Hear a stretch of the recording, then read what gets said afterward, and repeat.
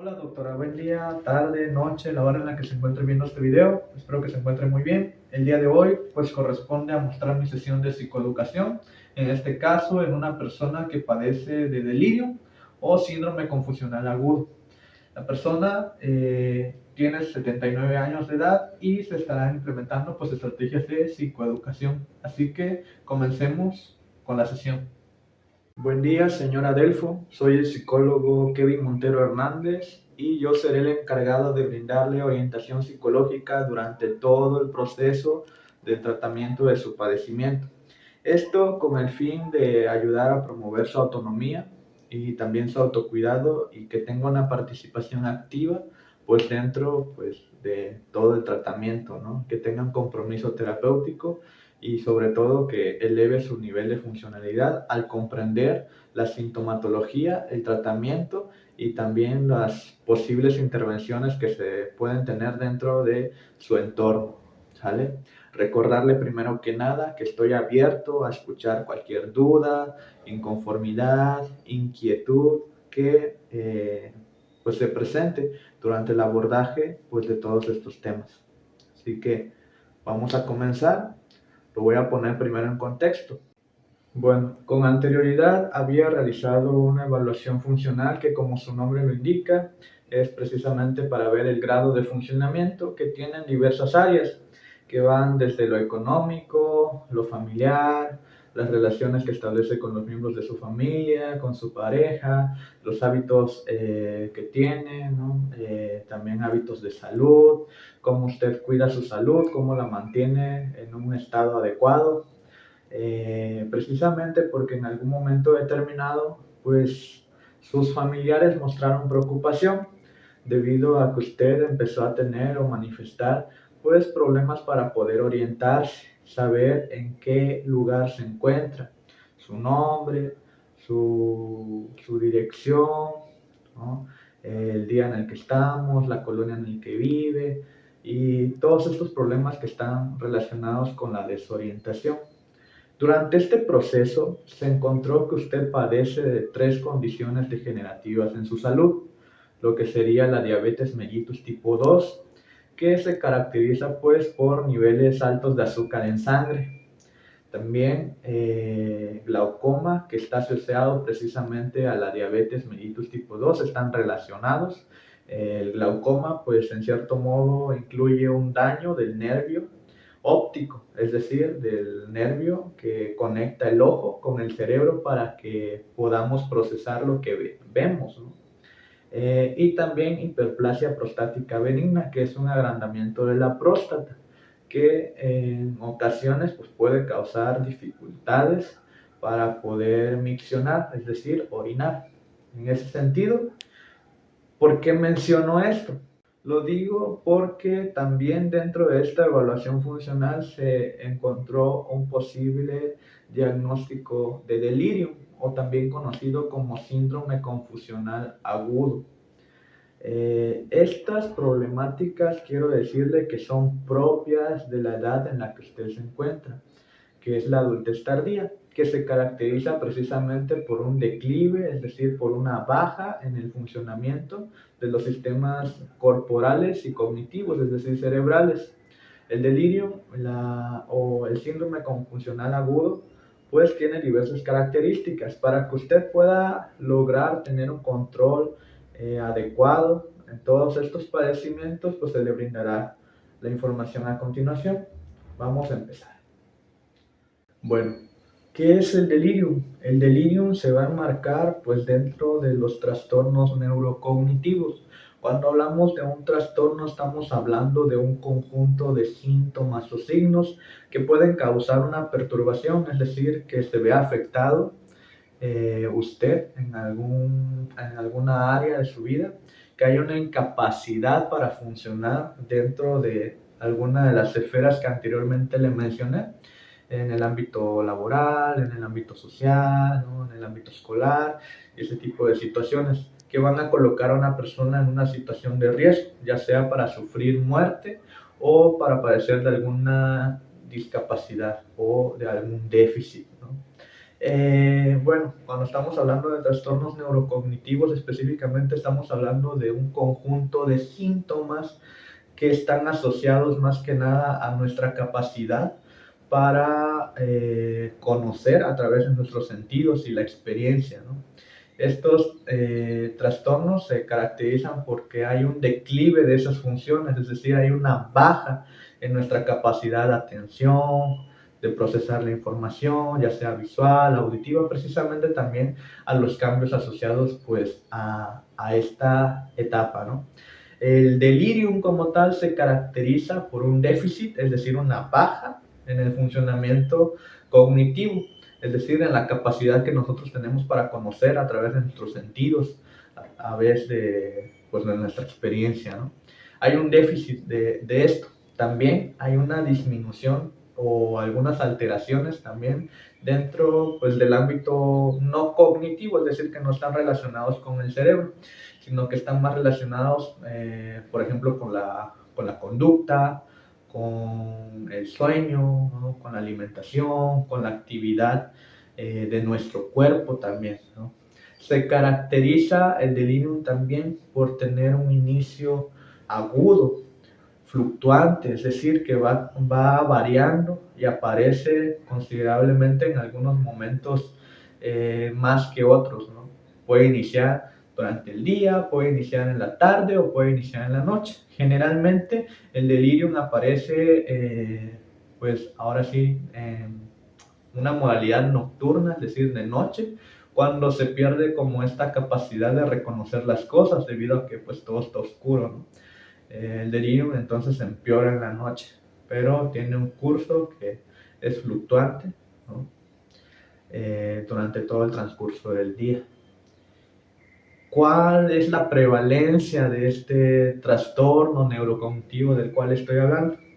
Es decir, ¿cuántas personas lo padecen? Pues por lo general el padecimiento del delirio pues es muy bajo, aproximadamente el 1 o el 2% de toda la población mundial padece esta enfermedad. Sin embargo, debido a algunos factores puede llegar incluso hasta el 14% en la población adulta mayor, y como ya habíamos mencionado, usted se encuentra pues dentro de esta etapa. Ok, ahora vamos a hablar de cuáles son las causas. Ok, ¿qué es lo que causa el delirio? Pues bueno, dentro de las causas se enlistan una serie de factores que se clasifican de la siguiente manera. Tenemos factores predisponentes. Cuando hablamos de factores predisponentes estamos hablando de aquellos factores, de aquellas situaciones que nos colocan a nosotros en una situación pues de vulnerabilidad, es decir, que yo sea más propenso pues a tener cierto padecimiento, ¿no? En este caso, hablando del delirium, los factores predisponentes pues es más que nada una edad avanzada, ¿no? Que se tenga cierto déficit neurocognitivo.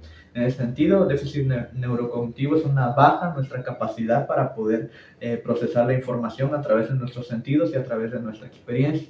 Del mismo modo, pueden estar asociados a otras comorbilidades, por ejemplo, el haber bebido mucho, el haber padecido de alcoholismo, ¿no? De haber sido dependiente al alcohol, enfermedades también que tengan una base pues, en el pulmón, ya sea en el hígado, que haya alguna enfermedad en el corazón o que haya una enfermedad en el cerebro, ¿no? También hablamos de esta parte de las isquemias. Las isquemias, pues más que nada son obstrucciones del flujo sanguíneo, ¿no?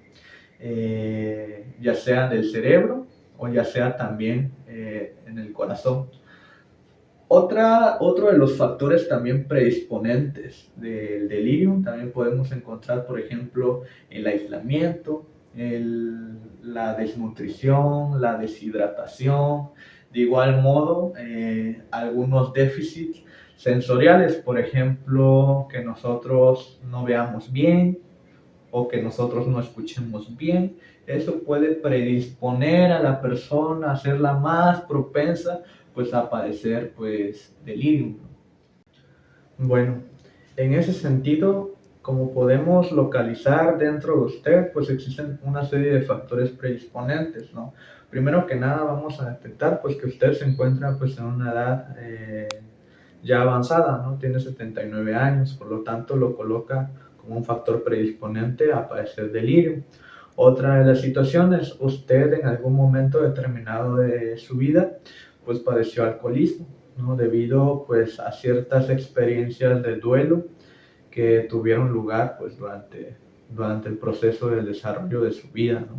De igual forma, pues existen otra serie de factores, como por ejemplo también usted actualmente pues se encuentra aislado dentro de su hogar, dentro de su casa.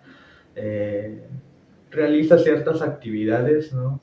Como por ejemplo el aseo personal, la movilización para ir al baño, ¿no? Para ir a comer. Sin embargo, la mayor parte del día también se encuentra aislado, ¿no? Es decir, no tiene contacto debido a que una vez que usted termina de comer o ya sea termina de asearse y demás, pues va y se retira a su habitación, lo cual pues lo coloca también en esa situación vulnerable. Otra de las situaciones es que en algunos de los test que nosotros aplicamos, vimos también que existe un riesgo de malnutrición, ¿no? Es decir, que nosotros no nos estemos alimentando de la manera adecuada. De igual modo, en cuanto a la cantidad de agua que está bebiendo usted a diario, pues se considera que es un consumo bajo de agua. Por tanto, estamos hablando también de un posible riesgo de deshidratación que, como ya vimos, pues están listados dentro de los factores que nos predisponen a tener o sufrir pues de esta condición llamada delirio, ¿vale? Ok, quiero que quede eso claro. Vamos a pasar entonces a lo siguiente. Vamos a hablar ahora de los factores precipitantes.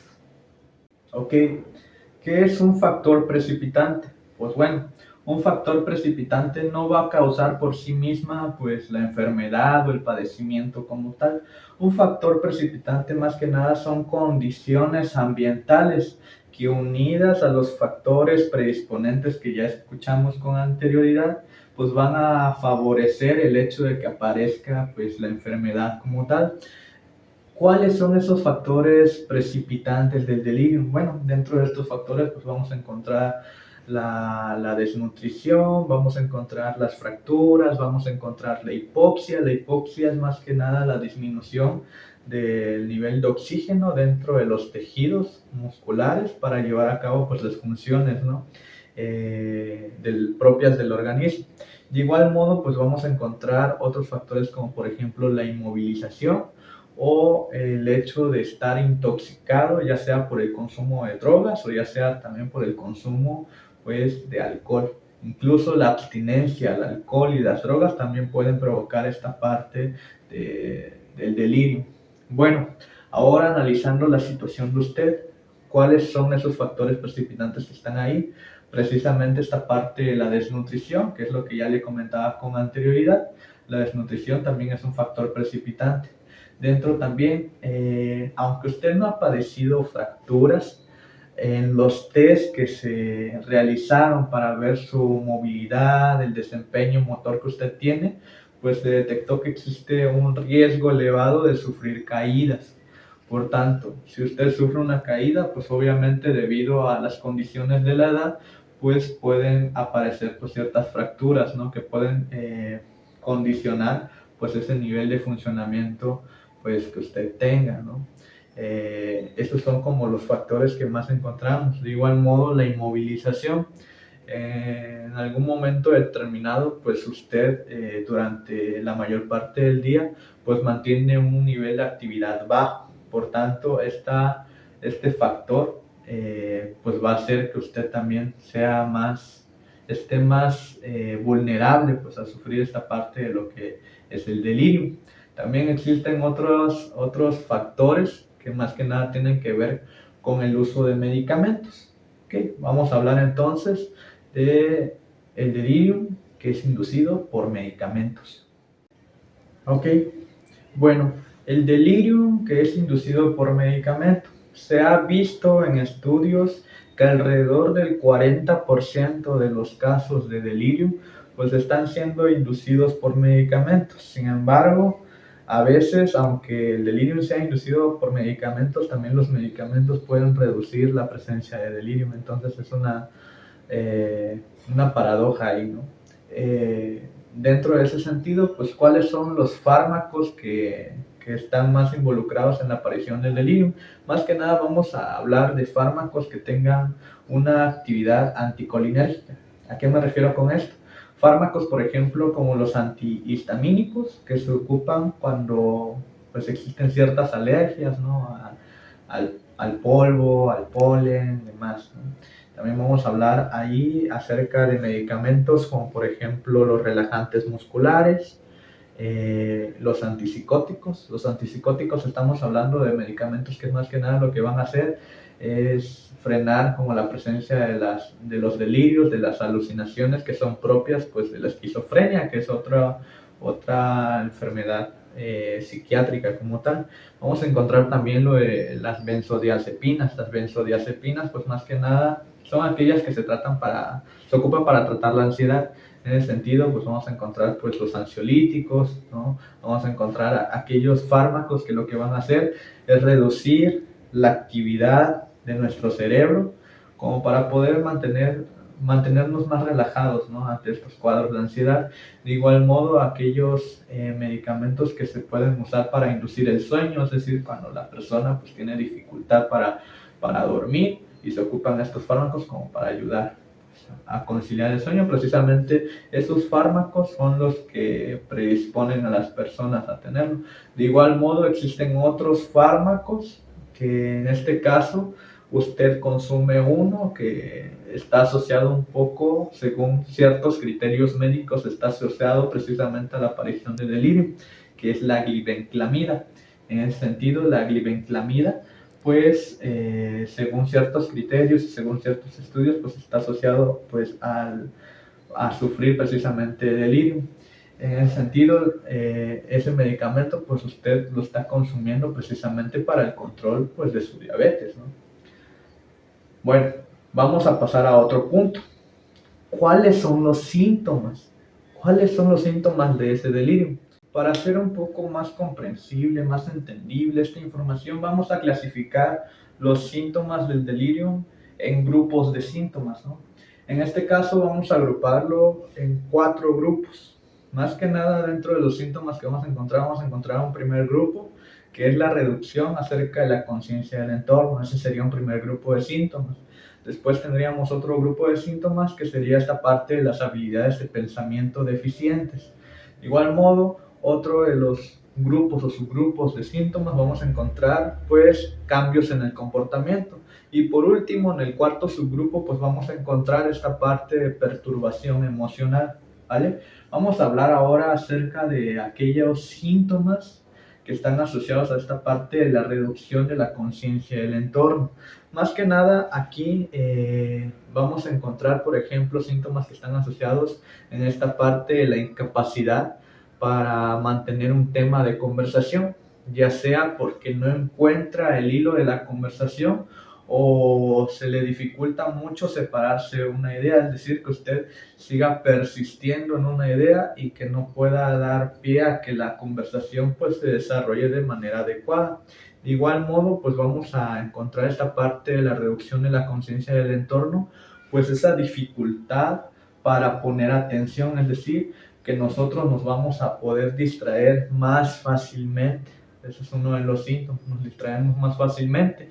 Y de igual modo va a haber esta parte del aislamiento, es decir, nosotros vamos a tener poca respuesta hacia nuestro entorno, ¿no? Por ejemplo, si se nos pregunta en qué lugar estamos, en qué fecha, en qué país, en qué estado, pues probablemente a lo mejor estas respuestas sean incorrectas debido a que existe como esa desorientación ligada pues a ese aislamiento, ¿vale? Bueno, vamos a hablar entonces del segundo grupo de síntomas, las habilidades de pensamiento deficientes. ¿Qué síntomas encontramos dentro de este subgrupo? Bueno, más que nada lo que vamos aquí a encontrar es esta parte de los fallos en la memoria, esa incapacidad como para recordar aquellos acontecimientos, aquellos sucesos que hemos vivido, ya sea anteriormente, de hace muchos años, o los que hayan ocurrido pues recientemente. De igual forma va a haber una desorientación. Esta desorientación la vamos a encontrar pues en tiempo, ¿no? En la fecha en la que estamos, lugar, que sería como el entorno en el cual se encuentra usted, ¿no? El hecho de no saber la colonia, saber el lugar donde vive, etc. Y vamos a encontrar esa desorientación en personas, es decir, no nos vamos a acordar de quiénes somos nosotros, nuestra dirección de domicilio, nuestro número de teléfono, ese tipo de situaciones. De igual modo, pues van a haber dificultades para comprender el habla o para recordar ciertas palabras, va a haber esa parte también de hablar sin sentido, decir incoherencias que a lo mejor puedan resultar pues perturbadoras para las otras personas, porque incluso pueden llegarse como pues a no estar en sintonía, ¿no? Y percibir esta incongruencia de un modo más acentuado. De igual modo, pues vamos a encontrar esta parte de dificultades para leer, para escribir, ¿vale? Ok, vamos a pasar entonces a las alteraciones en el comportamiento que encontramos dentro de este subgrupo. Pues más que nada, por ejemplo, vamos a encontrar esa parte de a lo mejor de ver cosas que no existen, que serían esa parte de las alucinaciones. De igual modo, se puede experimentar como cierta inquietud, cierta actitud combativa, que nosotros estemos a la defensiva siempre, que estemos agresivos incluso, que gritemos, que emitamos gemidos o emitamos otro tipo de sonidos mientras estamos durmiendo o mientras estamos despiertos realizando alguna actividad. De igual modo, cambios en el comportamiento, como por ejemplo estar muy retraído, es decir, estar muy callado, muy aislado, alteraciones también que tienen que ver con el funcionamiento del cuerpo, por ejemplo, los movimientos van a ser un poco más lentos, van a ser un poco más aletargados, ¿no? En ese sentido. De igual modo vamos a encontrar pues alteraciones en el ciclo del sueño, por ejemplo, que haya una inversión de nuestro ciclo de sueño, ¿no?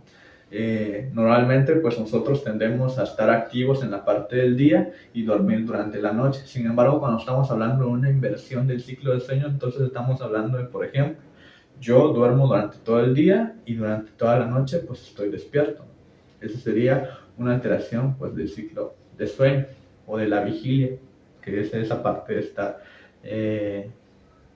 pues consciente de lo que está sucediendo en nuestro entorno. ¿Ok?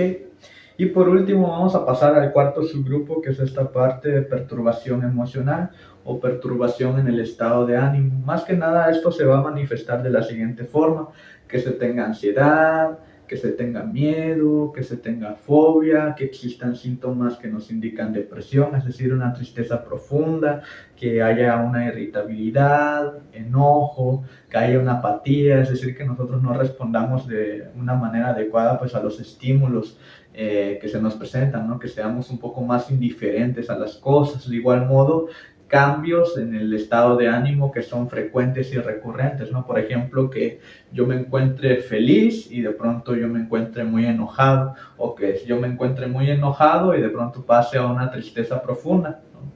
Ese tipo de alteraciones. De igual modo, pues van a haber cambios en la personalidad. ¿Ok?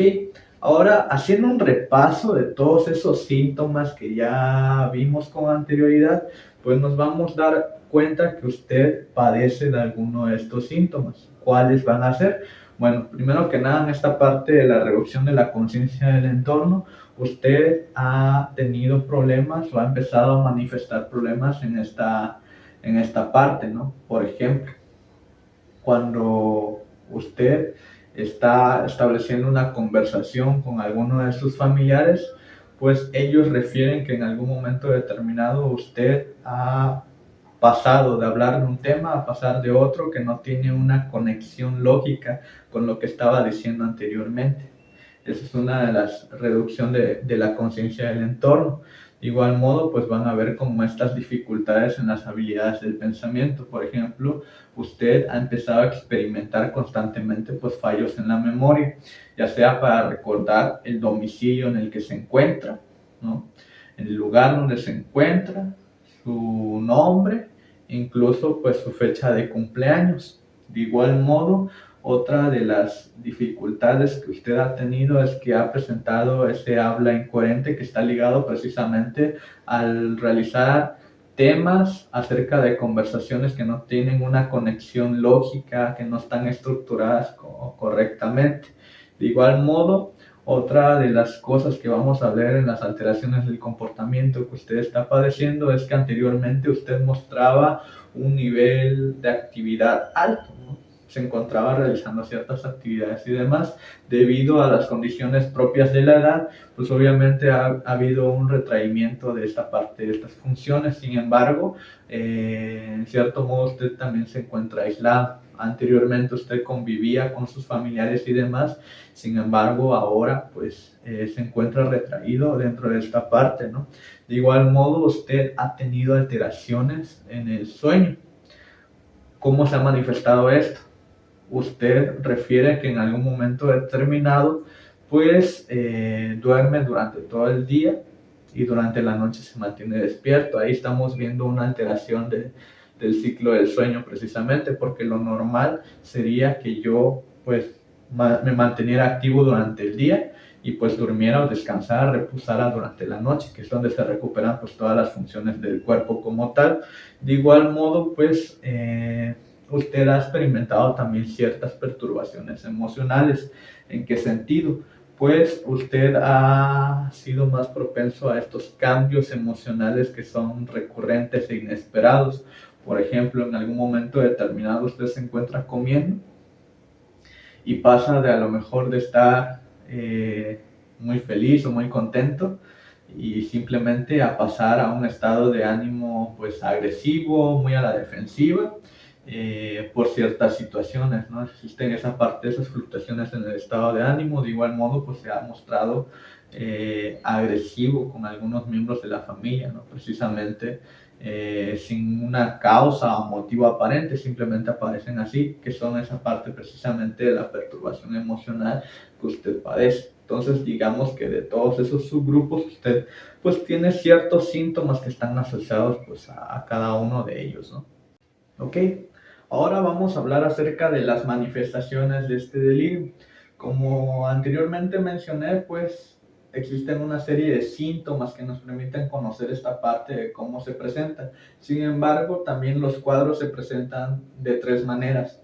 Vamos a encontrar el delirio hiperactivo, el delirium hipoactivo y el delirium mixto, ¿no?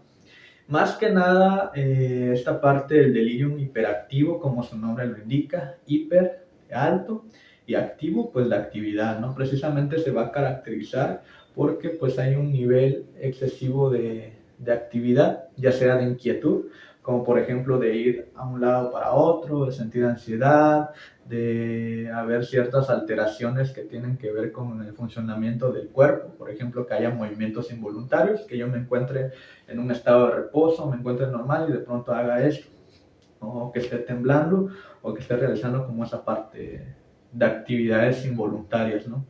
Otra de las cosas que se van a encontrar en esta manifestación del delirium hiperactivo, pues sería esta parte de las alucinaciones, a lo mejor el ver cosas que no existen o que no se encuentran en la realidad, que se presentan también cambios muy rápidos o repentinos, o que haya como esta parte de la negación a participar pues dentro del plan terapéutico de tratamiento que se está implementando.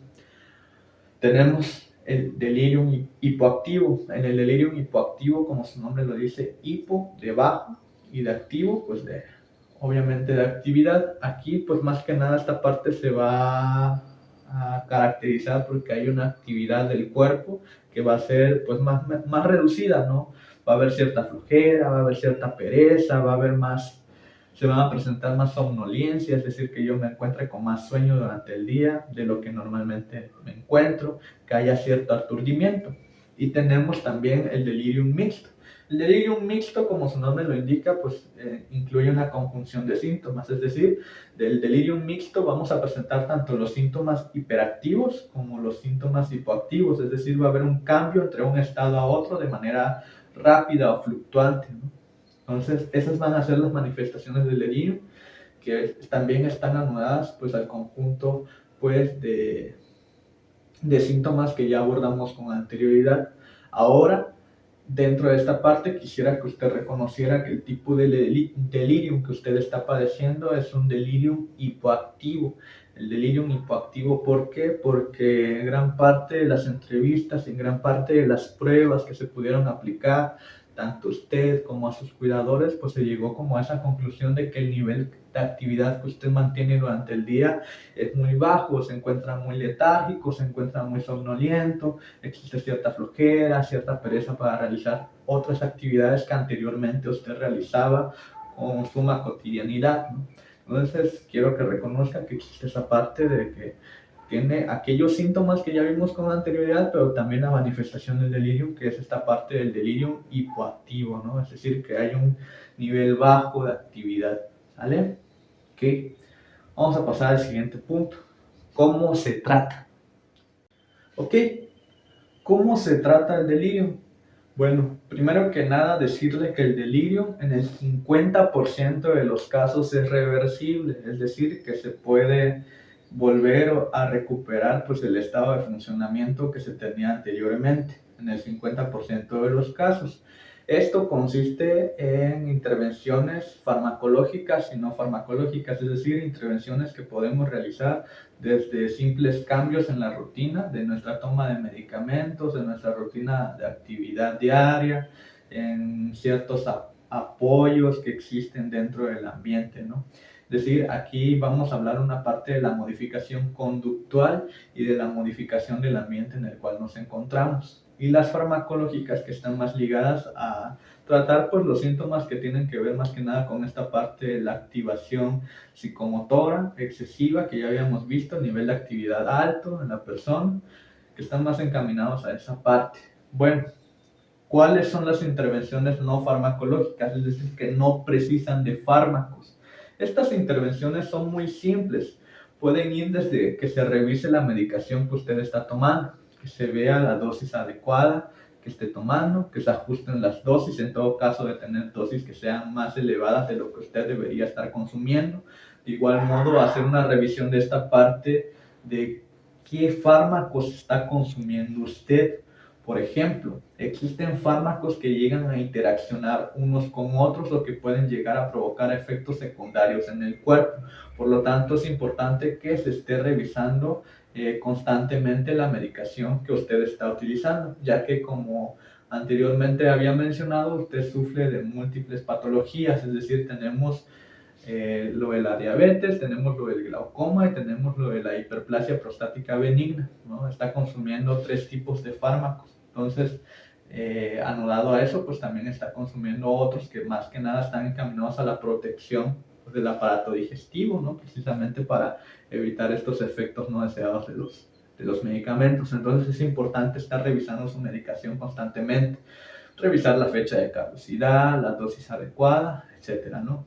Otra de las cosas que nosotros podemos hacer es prever medidas que sean más que nada encaminadas a reducir esta parte de los factores predisponentes.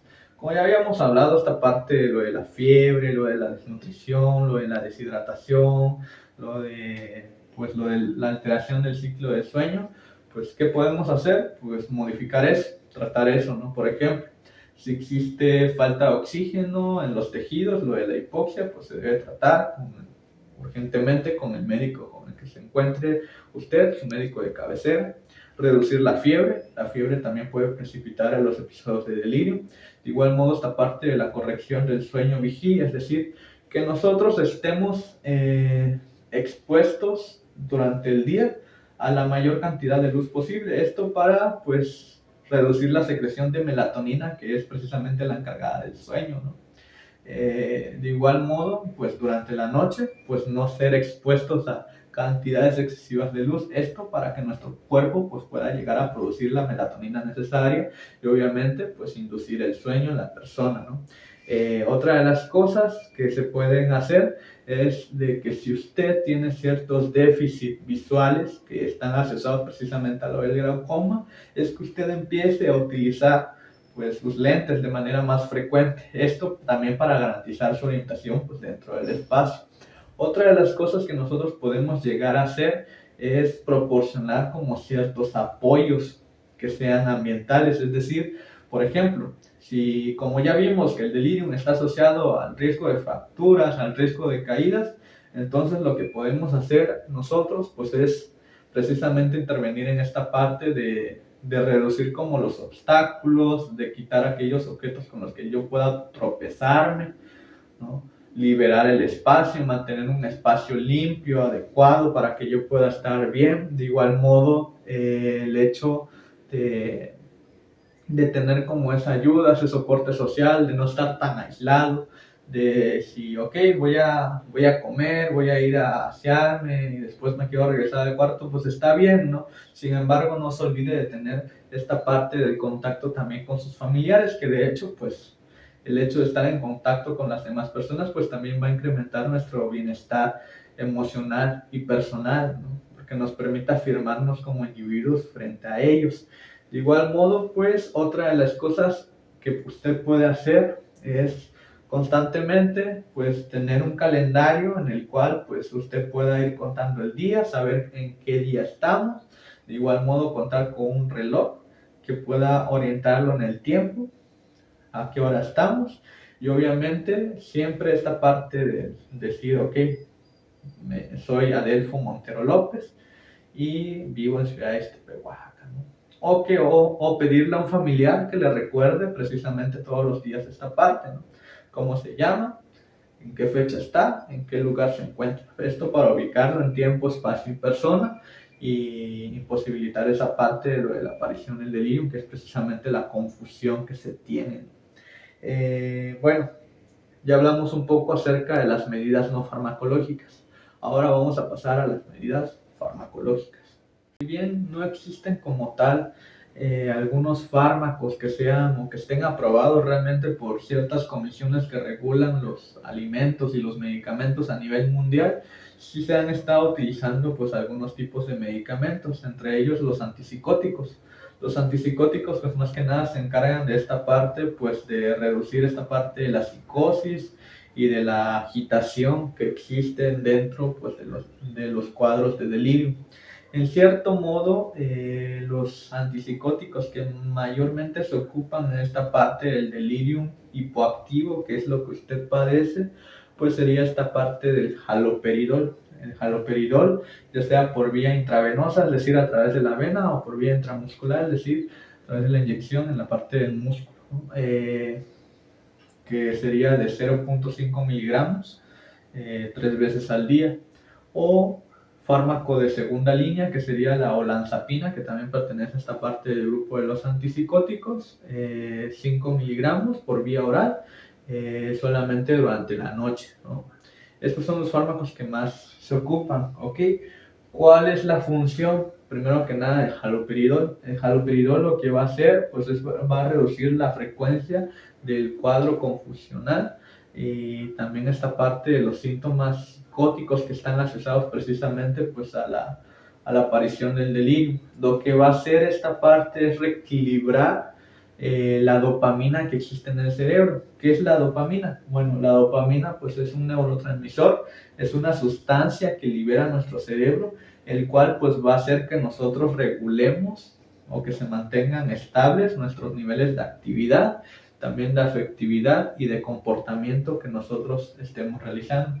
De eso se encarga la dopamina. Entonces, el haloperidol lo que va a hacer es reequilibrar esa parte de la dopamina para que nos mantengamos estables, ¿no? En nuestro comportamiento, en nuestros pensamientos y también en nuestras conductas que llevamos a cabo.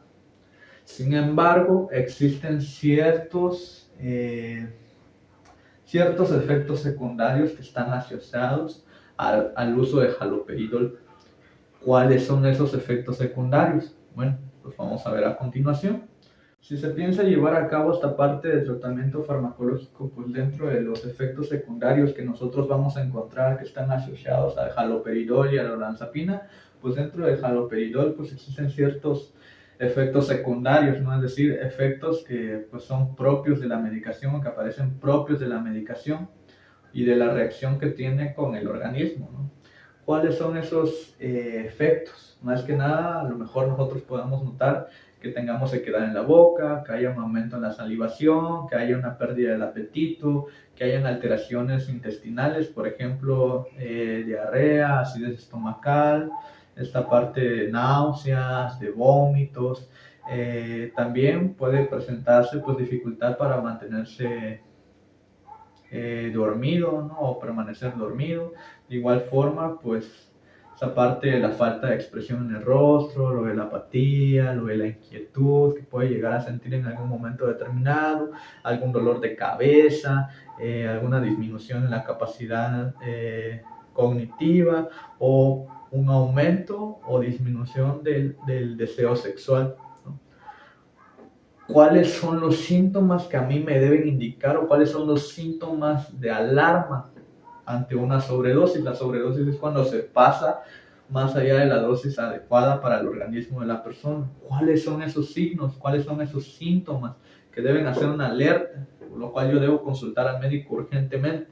Por ejemplo, si se inició el tratamiento con haloperidol y se ha presentado fiebre, rigidez muscular, si se ha caído, si ha tenido confusiones, si ha empezado a tener latidos en el corazón que sean rápidos o que sean irregulares, que haya una disminución en la sed, que haya cierta contractura, ya sea a nivel muscular, a nivel óseo, en el cuello, en la boca, que haya ciertos dolores o cambios en la coloración de los ojos que se pongan amarillos, o que haya movimientos incontrolables, ya sea de la cara, de los brazos, de los pies. Esos son síntomas de alarma de una sobredosis de haloperidol, por lo tanto se debe consultar al médico inmediatamente si se presentan estos síntomas, ya que pues, pueden llegar a ser peligrosos o mortales para la persona, principalmente en el adulto mayor. Ok, vamos a hablar ahora de los efectos secundarios de la olanzapina, que también precisamente es parte de esta gama de los antipsicóticos, ¿no? La olanzapina, más que nada, dentro de los efectos secundarios que vamos a encontrar, pues más que nada es la somnolencia, el cansancio, el aumento de peso, que haya un aumento del apetito, que se dispare la presión arterial, es decir, que suba nuestra presión, que baje nuestra presión, que haya rigidez muscular, que haya agitación, que haya boca seca, que haya temblores, que haya pues cierta actividad motora que nosotros no podamos controlar, ¿no? Ese sería uno de los efectos secundarios de la olanzapina. Si se da cuenta, son diversos, pues ahora sí, diversos efectos secundarios. Por lo tanto, aquí hay que considerar esta parte del riesgo-beneficio que nos van a proporcionar los medicamentos, ¿ok? Si estamos hablando de un delirium que está asociado a causas que yo puedo evitar, pues qué mejor que evitar esta parte del tratamiento farmacológico y dedicarme pues a evitar esos factores predisponentes o precipitantes, precisamente porque como tal, como ya le había mencionado anteriormente, no se cuenta con un registro actualizado pues, del uso de estos fármacos, y los pocos estudios que se tienen hasta la actualidad pues, son bajos, ¿no? Bajos en la población general y obviamente también dentro de la población adulta mayor. Por tanto, aquí es donde se debe valorar esa parte por parte del clínico, ¿no? Si es mayor el beneficio que el riesgo, pues adelante, pero tomar en cuenta la consideración pues, de todos los efectos secundarios que pueden llegar a aparecer precisamente, y también tener en cuenta las interacciones medicamentosas. Ok, si se da cuenta, pues gran parte de todos los síntomas que están asociados al delirium y demás, pues pueden tratarse de manera ambiental, es decir, desde cambios en nuestra conducta, nuestro comportamiento, cambios en el ambiente, nuestras relaciones familiares y demás, nos pueden ayudar precisamente a tener una gran mejoría en esta parte de los cuadros confusionales sobre el delirium como tal. Entonces, vamos a abordar esta parte, ¿no? Que ya notamos, ya vimos que de factores predisponentes tenemos esto, de factores precipitantes tenemos aquello. Ok, ahora, ¿cómo puedo evitarlo? Vamos a tratar más que nada la etiología base, es decir, la base de la enfermedad de la cual parte todo. Aquí vamos a entonces a profundizar en esta parte del tratamiento adecuado de la diabetes. obviamente del tratamiento también adecuado del glaucoma y obviamente también del tratamiento de la hiperplasia prostática benigna que usted padece. De esa forma, pues ayudaría como a controlar la causa que lo predispone a usted precisamente a padecer delirio. ¿Okay? Entonces vamos a empezar con esa parte. Ok, si repasamos dentro de aquellos factores que pueden predisponer a esta parte de lo del delirio, pues se encuentran diversas situaciones que usted está pasando. Por lo tanto, hay que atenderlas de manera en la cual, si no se tiene éxito en estas medidas, pues pasar ahora sí a un tratamiento farmacológico de base. Sin embargo, detrás de todas aquellas causas predisponentes o factores precipitantes, pues existen ciertos hábitos que le pueden ayudar a corregir esta parte y por obvio, pues influir en esta parte del éxito en el tratamiento, pues del delirium como tal. Vamos a hablar un poco acerca de la alimentación. La alimentación, pues es algo muy importante ahora sí, para la vida de todo ser humano y es muy importante en todos los ámbitos de la vida, desde que somos niños, desde que somos adolescentes, desde que somos adultos, incluso hasta cuando ya nos encontramos pues en la adultez tardía, en la senectud, porque nos entregan energía, nos proporcionan esa parte que nos pueden ayudar incluso hasta controlar nuestro peso, de igual forma controlar enfermedades como la osteoporosis, controlar la hipertensión arterial, reducir esta parte de lo de la diabetes mellitus tipo 2. Aquí es donde quiero hacer un énfasis importante, ya que a medida que se avanza probablemente se piense o se tenga esa creencia de que pues yo no necesito tantas calorías, ok, no necesito tantas calorías, no necesito comer mucho, pero sin embargo mi cuerpo sí necesita de los nutrientes necesarios, nutrientes que vamos a encontrar en una dieta equilibrada, variable y obviamente gastronómicamente pues presentable o aceptable, ¿no? ¿Cuáles de estos alimentos variados o a qué me estoy refiriendo con esta parte de la dieta variada y balanceada? Bueno, más que nada que tenga pues obviamente las proteínas, los lípidos, las sales minerales que se van a encontrar pues obviamente pues en ciertos alimentos, ¿no? Como por ejemplo vamos a tratar de consumir más carnes blancas, por ejemplo de pollo, de pescado, ¿no? Ese tipo de carnes. De igual forma, pues vamos a tratar de que las carnes que nosotros consumamos pues, vayan a ser más que nada preparadas al horno, que sean a la plancha o que sean cocidos al vapor, ¿no? Precisamente para evitar esa parte del uso excesivo de sal o el uso excesivo también de azúcar. Y a partir de esto también, de que estoy consumiendo, teniendo una dieta rica, variada, balanceada, con frutas, verduras, legumbres, leguminosas, y demás, pues obviamente también tenemos que incluir pues nuestro consumo de agua, ya que con anterioridad le había mencionado que existe un riesgo de desnutrición. Hay que incluir al menos 2 litros de agua al día, ¿no? Y en todo caso, ya que usted se encuentra en una situación pues de aislamiento en ese sentido, de que a lo mejor prefiere pasar más tiempo a solas, pues ok, si se va a pasar más tiempo a solas, pero tener a la mano pues siempre esa parte del agua, ¿no? Tener un garrafón a la disposición en aquel momento en el que yo desee tomar agua, pues no tengo que recorrer toda la distancia que además puede inducir que a lo mejor yo me caiga, ¿no? Entonces, tener a la mano pues ese garrafón de agua, ese vaso de agua o esa botella de agua a la mano como para que usted pueda consumir, ¿no? Y que se mantenga totalmente hidratado, ya que como vimos con anterioridad, pues también las causas del delirio se deben tanto a la desnutrición como a la deshidratación. Aquí es donde quiero hacer énfasis, ¿no? Tenemos de evitar, obviamente, todos los ayunos posibles, tenemos que comer a nuestras horas, tener que hacer, si estamos acostumbrados a hacer 3 comidas, pues adelante, se tiene que hacer desayuno, comida y cena, ¿no? En todo caso, pues también en base al apetito también que se tenga, ¿no? Otra de las recomendaciones, porque esta parte de la alimentación o de la nutrición, pues también tiende a estar relacionado con esta parte de lo del ciclo del sueño. Usted presenta una alteración del ciclo del sueño y precisamente es aquí donde quiero recalcar esta parte, que la última hora en la que usted consuma algún tipo de alimento, pues sea entre las 7 de la noche o las 8 de la noche, que es precisamente también el horario en el cual usted consume su última pastilla, que es para el control del azúcar. Entonces, pues ahí se mantiene de esa manera complementaria, ¿no? Consumir la última comida no más tarde. ¿Por qué? Porque si nosotros consumimos una comida mucho más tarde de esas horas, pues obviamente corremos el riesgo de que nos indigestemos o también corremos el riesgo de que no podamos conciliar el sueño debido al aporte de energía que estos alimentos pues nos han otorgado. ¿Sale? ¿Ok? Vamos a hacer un repaso entonces.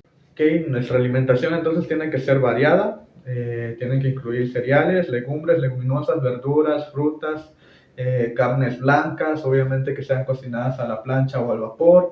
También de igual modo consumir productos lácteos, incluso si se es intolerante a la lactosa, pues bueno, buscar un tipo de leche que se adecue también a las necesidades en todo caso, ¿no? Esto de igual forma como para ayudar a esta parte de la digestión, ¿no? Precisamente también le recomendaría incluir en su dieta pues alimentos ricos en fibra.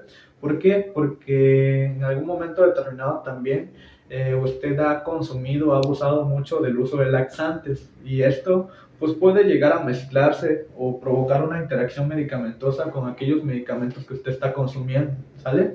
Entonces, en esa parte pues hay que aumentar el consumo de fibra y de esta forma estamos evitando tomar el medicamento de laxante. ¿Por qué? Porque la fibra ya nos está proporcionando esa parte de ayudar al apoyo de la digestión precisamente, ¿sale? También tener esa dieta baja en azúcares o en sales, ¿no? Precisamente porque tenemos un padecimiento de base que es la diabetes mellitus tipo 2. Entonces se debe de tener un adecuado manejo de esta diabetes, ¿sale? Ahora, ¿cómo vamos a complementar esta parte? Vamos a pasar un poco también acerca de hablar del ejercicio, la importancia del ejercicio en nuestra vida, ¿sale? ¿Cuáles de estos ejercicios podemos realizar? Obviamente por las condiciones asociadas a la edad, que el cuerpo a lo mejor ya no puede llevar a cabo el mismo nivel de actividad física que podía llevar años atrás, pues se recomiendan otro tipo de actividades, ¿no? En este caso, recomendarle el hecho de salir a caminar es una actividad. También el hecho de subir las escaleras es importante, también se puede incluir dentro de esta parte de la rutina de ejercicios que usted puede realizar con ayuda de alguien, obviamente. Aquí es importante también lo de la red de apoyo precisamente para ayudarle, ¿no? ¿Cuánto ejercicio debemos hacer? Pues por lo menos debemos hacer ejercicio 3 veces a la semana. En este caso, obviamente esto va a ir variando también de factores dependiendo de la edad, pero en su caso, ajustarnos a su caso, pues es más que nada 3 veces por semana mínimamente y con una duración ya sea de 20 a 30 minutos. Si nosotros salimos a caminar, que sea 20, 30 minutos, que nos mantengamos activos, ¿no?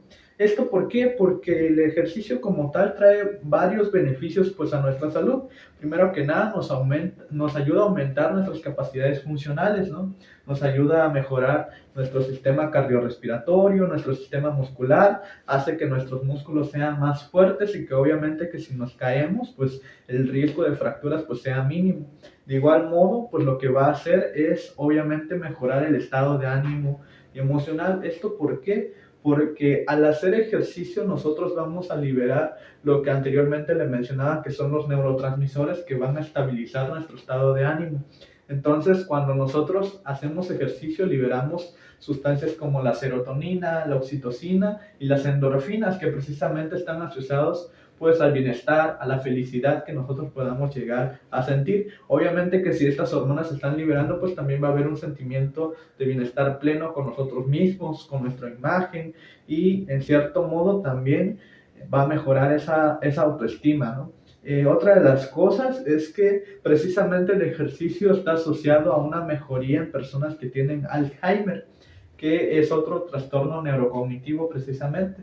Y es algo importante, ¿no? Esta parte del hacer ejercicio o actividad física. Hay que tener, obviamente, los cuidados necesarios en el momento de realizar la actividad física. Por ejemplo, evitar hacer giros que puedan provocarme alguna torcedura o algún desequilibrio que yo me pueda caer, que hagamos movimientos que sean simples, que sean totalmente seguros. No vamos a iniciar con una rutina de ejercicios que lo que vaya a hacer es desgastar nuestro cuerpo. o que podamos sufrir alguna torcedura, alguna fractura, que nos podamos caer. Vamos a empezar con rutinas de ejercicio que estén adaptadas a su edad y precisamente lo que ya le estaba comentando, desde caminar, desde subir las escaleras, desde ahí ya nos estamos manteniendo con un nivel de actividad un poco más alto de lo que normalmente nosotros manejamos, ¿sale? Entonces eso es importante y pues también obviamente el hecho de hacer ejercicio pues va a ayudar a que nuestra enfermedad, en ese sentido la diabetes, pues esté controlada, ¿no? Al reducir precisamente la grasa corporal del organismo, ¿sale? Entonces, eso es importante. Y obviamente no olvidar que se debe de tener un consumo adecuado también de líquidos, ¿no? Okay, si se suda y demás, obviamente hay que reponer también estos líquidos con agua o con algunos otros electrolitos, ¿sale? De consumo oral precisamente que se venden en las farmacias. Okay. Ahora vamos a hablar un poco acerca del control de la diabetes. Usted pues ya se encuentra medicado para esto. Es importante tener un control acerca de los niveles de glucosa en la sangre, ya que si no cuidamos esta parte de la diabetes, si no seguimos la medicación o las indicaciones que nos ha otorgado el médico, pues obviamente se corre el riesgo de sufrir otro tipo de padecimientos, ¿no? Como por ejemplo enfermedades cardíacas, enfermedades neuronales, de igual modo, pues se corre más riesgo de sufrir pues algún tipo de infarto, de sufrir problemas musculares, problemas en los nervios que pueden llegar a provocar amputaciones, ¿no? Entonces es importante cuidar y mantener estos niveles de glucosa en sangre pues en un grado aceptable, ¿sale? Para ello pues es importante que usted vaya consiguiendo un glucómetro que lo puede encontrar fácilmente en las farmacias.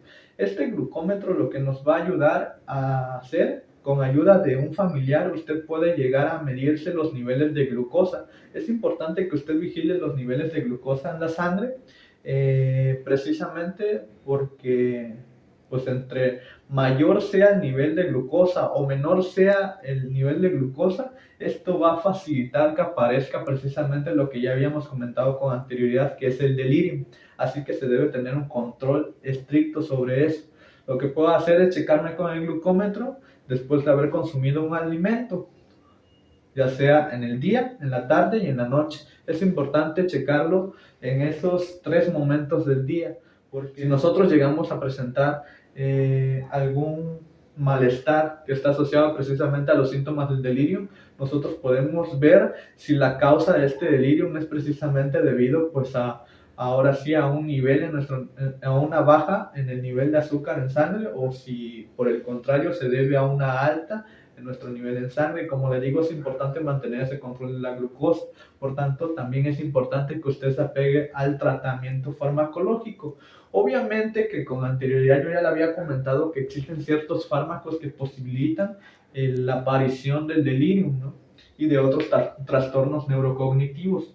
En ese sentido, pues es importante también que si en algún momento determinado con este fármaco que usted está consumiendo para el control de la diabetes, pues obviamente consultar con el médico.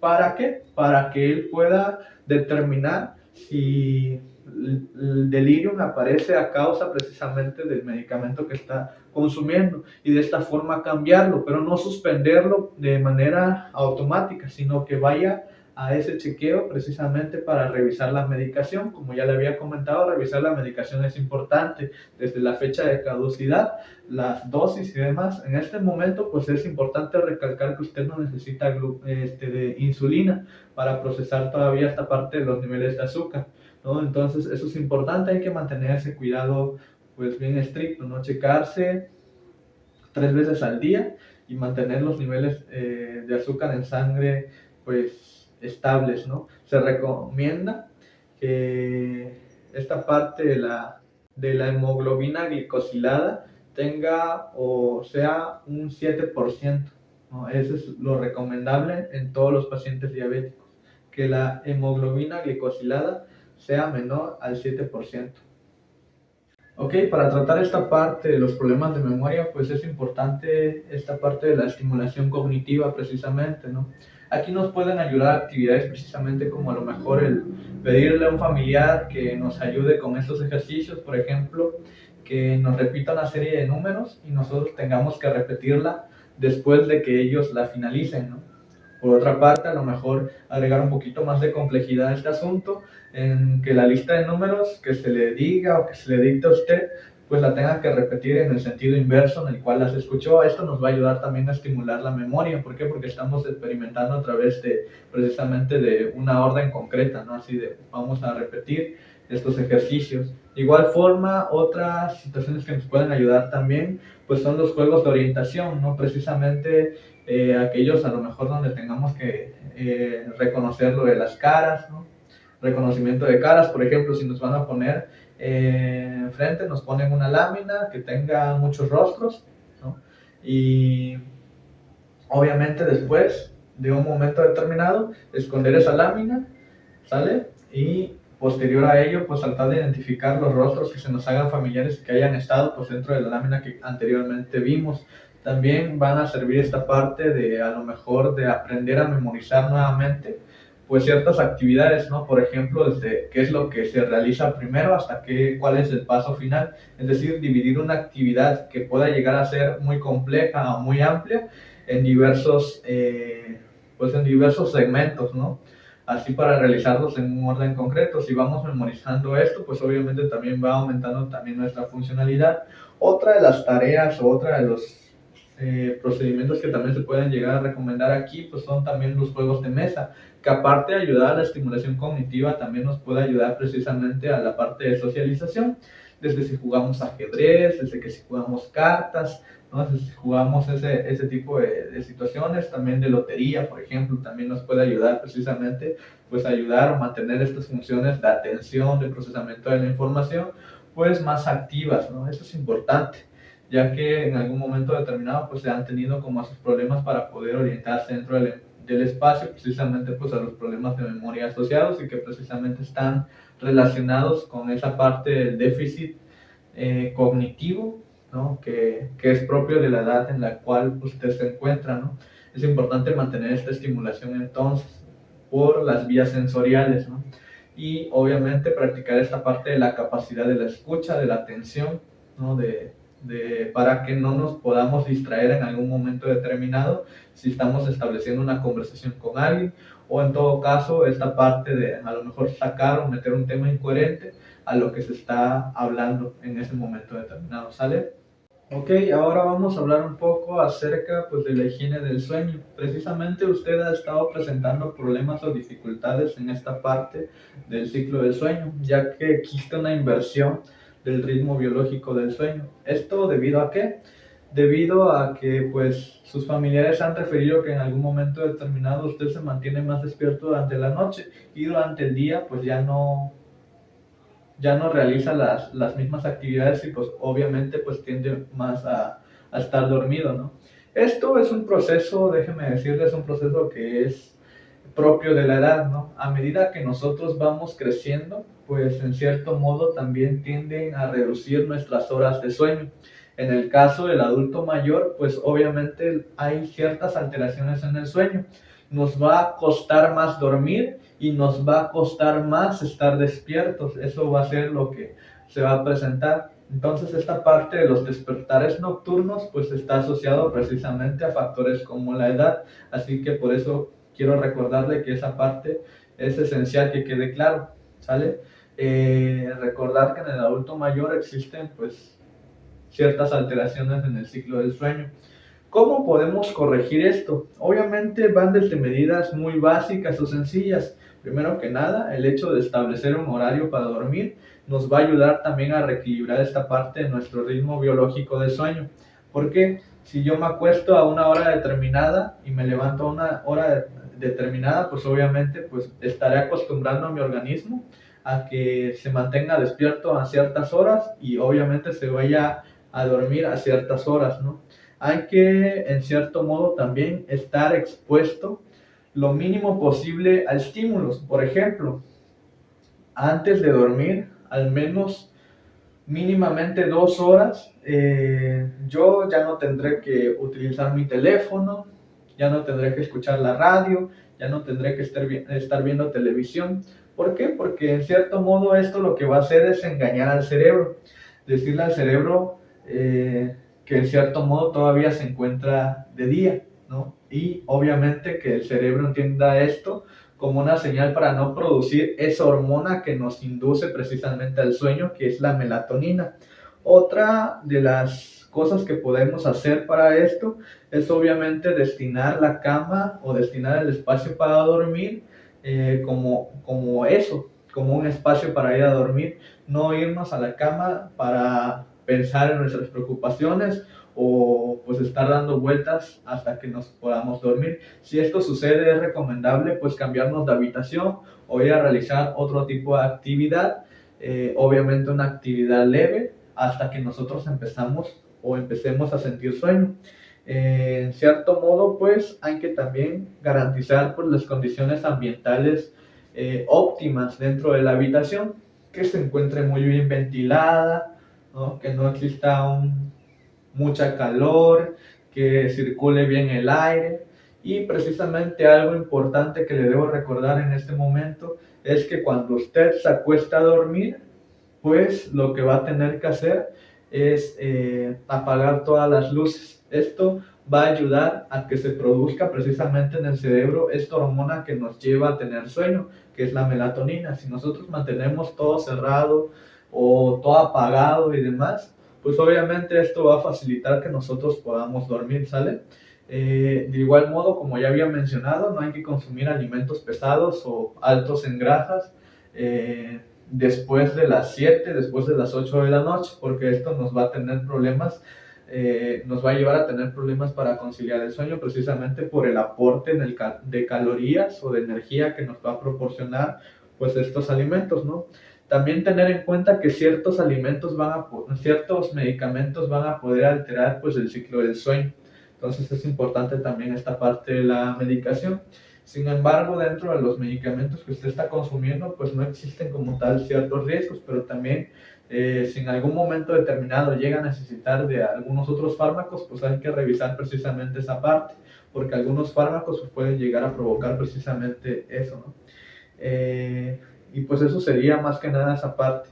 También de hacer ejercicios de respiración, de relajación, para que nosotros podamos estar más calmados, más tranquilos a la hora de ir a dormir y desconectar precisamente de todas las preocupaciones. Destinar el espacio para dormir como es, un espacio simplemente para dormir. ¿Ok?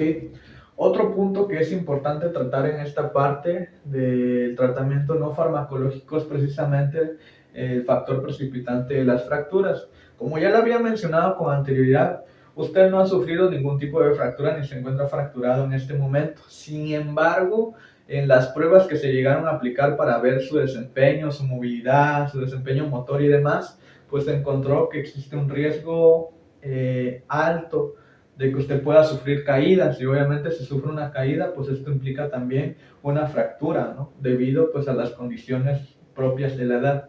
En ese sentido es importante mantener la habitación despejada, mantener una habitación limpia. Esto nos va a ayudar a la movilización.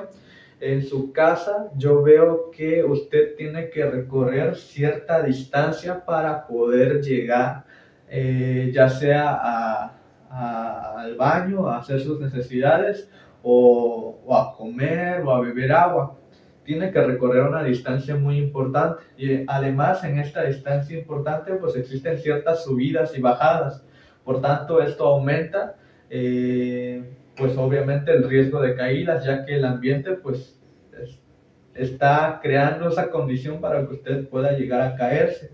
Aquí es importante que usted también tenga en cuenta que ahora, en, en esa etapa de su edad, obviamente pues es importante también, si en algún momento determinado se llega a ocupar, utilizar bastón, utilizar un tipo de apoyo, una andadera que nos pueda ayudar a movilizarnos. Esto no significa que nosotros estemos viejos o que nos vayamos a sentir más inútiles, por así decirlo. No es así. ¿Por qué? Porque en cierto modo lo que estamos haciendo es que aseguramos de no correr pues este riesgo de padecer una fractura, ¿no? Es importante.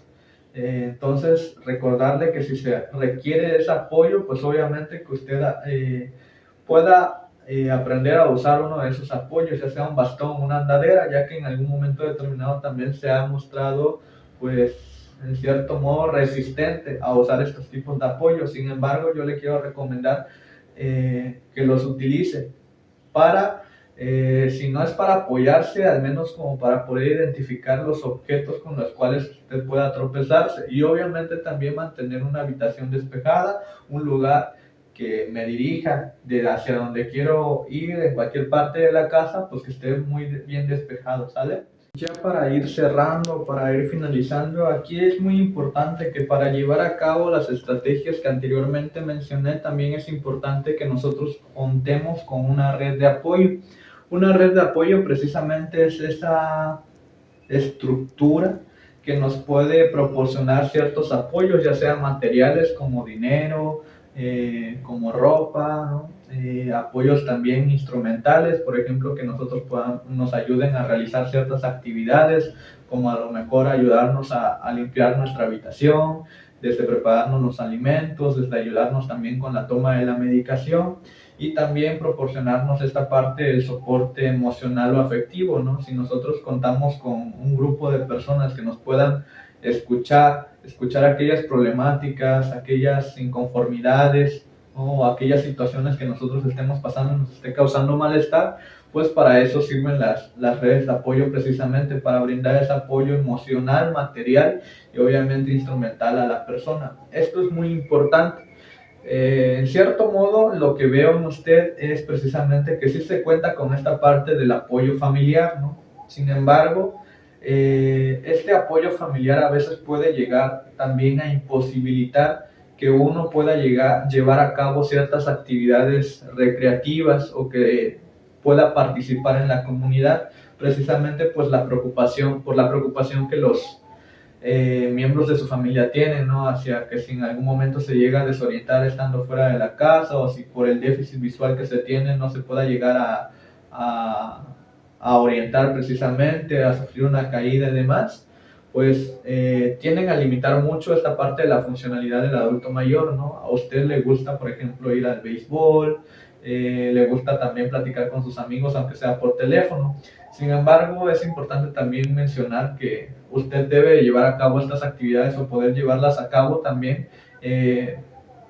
pues fuera del hogar, ¿no? Precisamente para facilitar esta parte de la autonomía.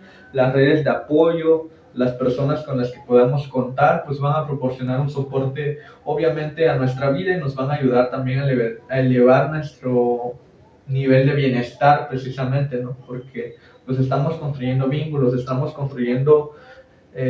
estableciendo interacciones con los demás. Entonces esto va a contribuir a nuestro bienestar y también pues a nuestro funcionamiento también mental, ¿no? Va obviamente pues a combatir el aislamiento.